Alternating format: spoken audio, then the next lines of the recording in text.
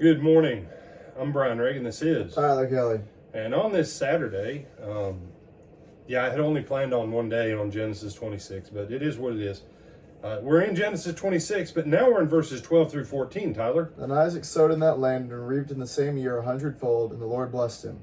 The man began to prosper and continued prospering until he became very prosperous, for he had possessions of flocks and possessions of herds and a great number of servants. So the Philistines envied him. All right. The Lord said, dwell in this land, I'll be with you and bless you. That's what he said back in verse 3. Then Isaac sowed in that land, and he reaped in the same year 100-fold. And the Lord blessed him. What's the definition of the Lord blessing you? You sow and you reap in greater proportion than what the normal harvest would be. He reaped 100-fold. That is the blessing of the Lord. No, brother, the blessing of the Lord is spiritual. No, it's not. The Lord's spiritual blessings also are attended with material blessings. All the way through the scripture. Okay? And here's what it says. And the man began to prosper. And he what, Tyler? It was very prosperous. And continued prospering until became very prosperous. He became very prosperous. He prospered, then he continued prospering until he was very prosperous. Mm-hmm. How prosperous? Well, very prosperous. He had what? Possessions of flocks, possessions of herds, and a great number of servants. And what happened to all the people who didn't like him, who'd been making his life absolute misery? They envied him. They envied him. Everyone around him together didn't have as much as he had in 1 year. Even their king. Why? He stayed there. He sowed. He worked what he had where he was, seeking the blessing of the Lord. This goes back to Jeremiah 17, 5 through 8 that we saw back on Tuesday or Wednesday. Okay? If you're trusting in man, not the Lord,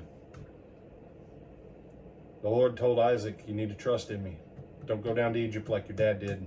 Mess some stuff up for a while. You know, he said, but the Lord didn't tell him not to go to Egypt. Right. And Abraham went, caused all kinds of chaos. So now he tells Isaac, stay here. Don't go to Egypt. Don't be like your dad. I blessed your dad abundantly. Let's shorten your learning curve a little bit here, son. Okay? Stay where you're at. Work with what you have. So. Say, brother, but the economy's bad. The government's bad. The weather's unpredictable. The economy might do this. The dollar might do that.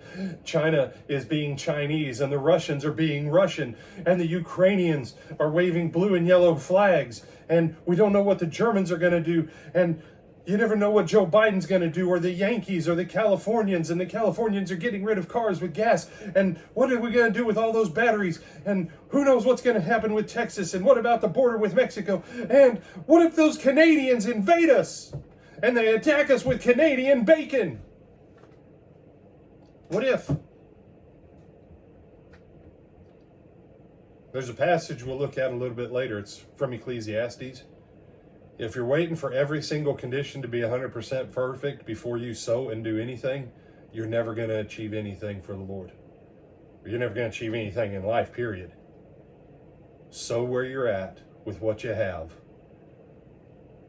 And trust that the Lord can bring a harvest and a blessing in spite of famine.